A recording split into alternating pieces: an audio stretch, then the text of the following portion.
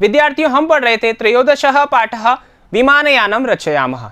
इसके अंतर्गत हमने 3 भागों का अध्ययन कर लिया था और हमने जान लिया था कि किस प्रकार जो छोटे छोटे बच्चे होते हैं, आप जैसे बच्चे होते हैं, वो क्या करते हैं, अपनी मनोकल्पनाओं के द्वारा आकाश में विचरण करने लगते हैं वायुयान के माध्यम से, और कल्पना करते हैं कि जब हम वायुयान में बैठे हुए यात्रा कर रहे होंगे तब हम चंद्रलोक पर भी पहुंच जाएंगे।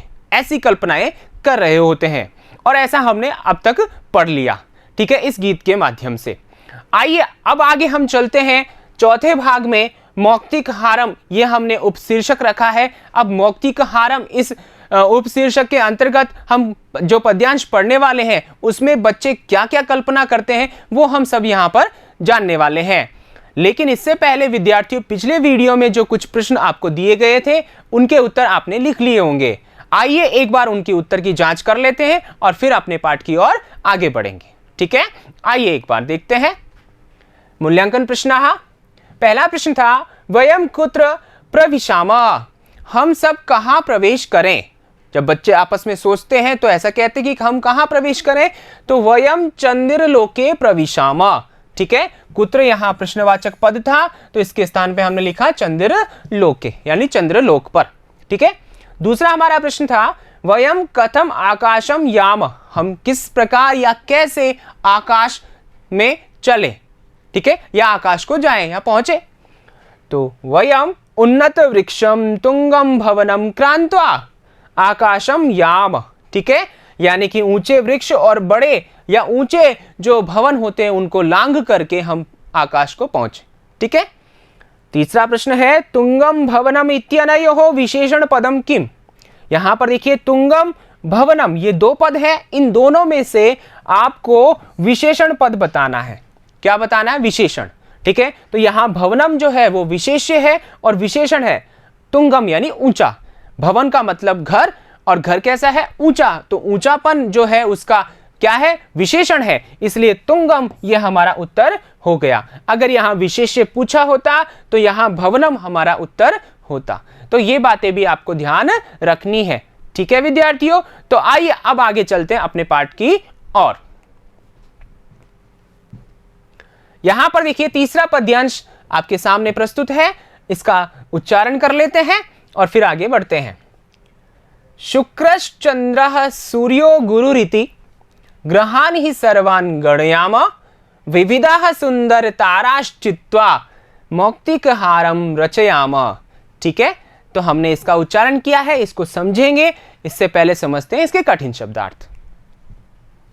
देखिए शुक्रश्चंद्रः, शुक्र और चंद्रमा ये क्या है? ये ग्रहों के नाम है, ठीक है विद्यार्थियों। आपको पता ही है कि हमारे अंतरिक्ष में ग्रह है, ठीक है। उन ग्रहों में से शुक्रश्चंद्र, शुक्र और चंद्रमा ये भी है, ठीक है ना। शुक्रः चंद्रः, यहां पर देखिए सत्व विसर्ग संधि है, यानी विसर्ग संधि का उदाहरण है, उसका प्रकार है सत्व। तो यहां विसर्ग को श हो गया है, शुक्रश्चंद्र इस प्रकार। गुरुरीति, गुरु ऐसा। अब यहां पर देखिए गुरु धन इति, यहां पर भी विसर्ग संधि का उदाहरण है। गणयाम, हम गिने, ठीक है। अब यहां पर देखिए गणयाम, ये लोट लकार की हम बात कर रहे थे, उत्तम पुरुष बहुवचन की बात कर रहे थे, हमको देखते ही आपको समझ में आ गया होगा। अब यहां पर धातु कौन सी है? तो गण धातु है, गिनना। इसका अर्थ क्या होता है? गिनना, ठीक है ना, यानी गणना करना। तो गण धातु है, तो गण धातु का उत्तम पुरुष बहुवचन में रूप बनता है लोट लकार में गणयाम, ठीक है। विविधा अनेक, ठीक है, विभिन्न, चित्वा यानी चुन करके, चयन करके, मौक्तिकहारम मोतियों के हार को, ठीक है। तो ये कठिन शब्दार्थ यहां पर हो गए। आइए हम चलते हैं पद्यांश की ओर। हमारा पद्यांश इस प्रकार है, शुक्रश्चंद्रः यानी शुक्र और चंद्रमा, ठीक है। सूर्यो, सूर्य, गुरुरिति और गुरु ऐसा, ठीक है, यानी शुक्र अलग हो गया, चंद्र अलग हो गया, सूर्य अलग हो गया, गुरु अलग हो गया। ये जो सभी अंतरिक्ष में रहने वाले ग्रह हैं, कोई उपग्रह है, कोई ग्रह है, ठीक है ना, तो इन सभी को ग्रहान, इन ग्रहों को ही निश्चय ही सर्वान यानी सभी को गणयाम गिने, आओ बच्चों, ठीक है, हे राघव, हे माधव, ठीक है ना, हे सीता ललिता, सभी आओ, हम सब मिलकर के क्या करें, वायुयान का निर्माण करें। वायुयान में ऊपर आकाश में जाकर के वायु यात्रा करें, और उस दौरान हम चंद्रलोक पर जब जाएंगे तो वहां पर आकाश में हम पाएंगे कि शुक्र भी होगा, चंद्र भी होगा, सूर्य भी होगा और गुरु भी होगा। इन सभी ग्रहों को हम क्या करें, गिने, ठीक है ना।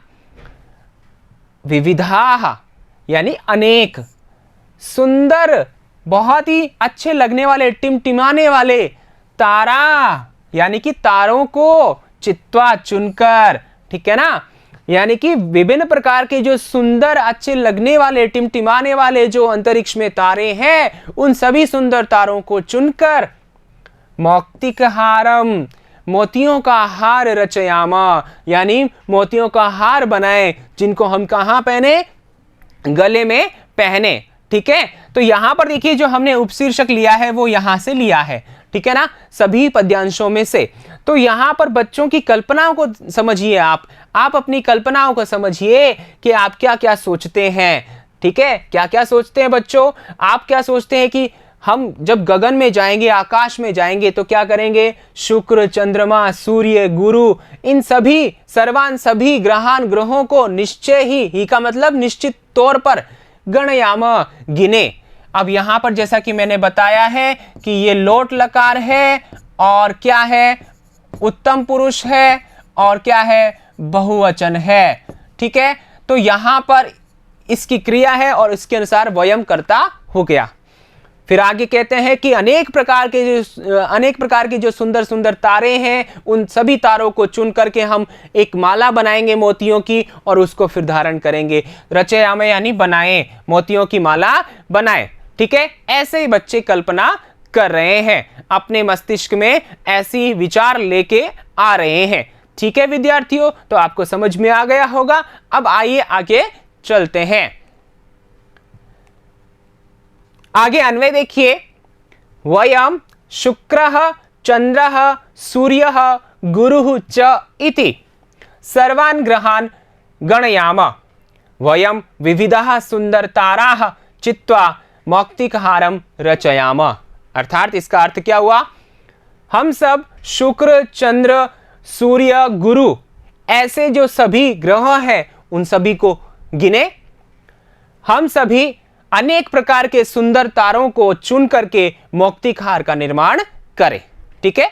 ये इसका शाब्दिक अर्थ हो गया, ठीक है। आइए अब भावार्थ देखते हैं।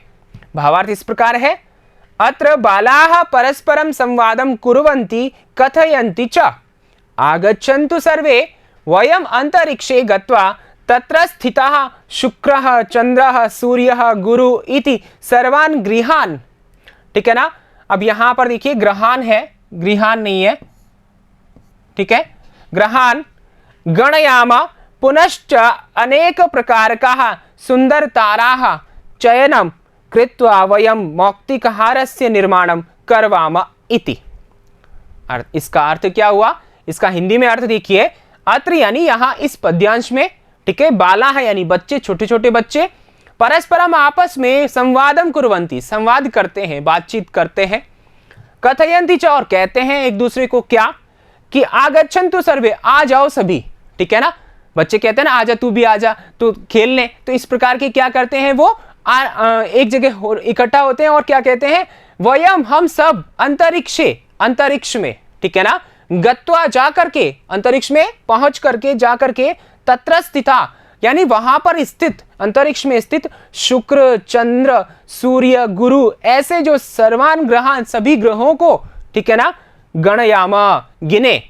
हम कहां चले, पहले तो अंतरिक्ष में चले और अंतरिक्ष में जाकर इन सभी ग्रहों को गिने, पुनश्च और फिर अनेक प्रकार का सुंदर तारा, अनेक प्रकार के जो सुंदर सुंदर तारे हैं, कोई छोटा है, कोई बड़ा है, कोई ज्यादा चमकीला है, कोई कम चमकीला है, ऐसे जो तारे हैं उन सभी का चयन, ठीक है ना, कृत्वा करके, चयन करके, वयम यानी हम सभी मौक्तिकहारस्य निर्माणम करवाम, मोतियों के हार का निर्माण करें, ठीक है, और जिसको हम गले में धारण करेंगे, अच्छा लगेगा। तो ऐसे जो बच्चे हैं सभी मिलकर के आपस में बातचीत करते हैं, अपने मनोभाव प्रकट करते हैं, ठीक है विद्यार्थियों, तो आपको समझ में आ गया होगा।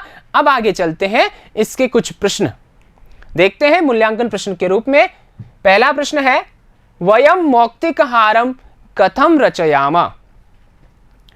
दूसरा है सर्वान् ग्रहान् इत्यनयो विशेष पदम किम। ठीक है, तो यहां ये दो प्रश्न हैं, इन दो प्रश्नों के उत्तर आप अपनी उत्तर पुस्तिका में दीजिए। उम्मीद करता हूं कि आपको ये गीत जो पद्यांश के रूप में है अच्छे से समझ में आ रहा होगा और आपको भी उम्मीद बन रही होगी, आपके भी मन में विचार ऐसा आ रहा होगा कि हम भी ऐसा करें। ठीक है विद्यार्थियों, अगले वीडियो में मिलेंगे अगले भाग के साथ में। तब तक के लिए नमो नमः, धन्यवादः।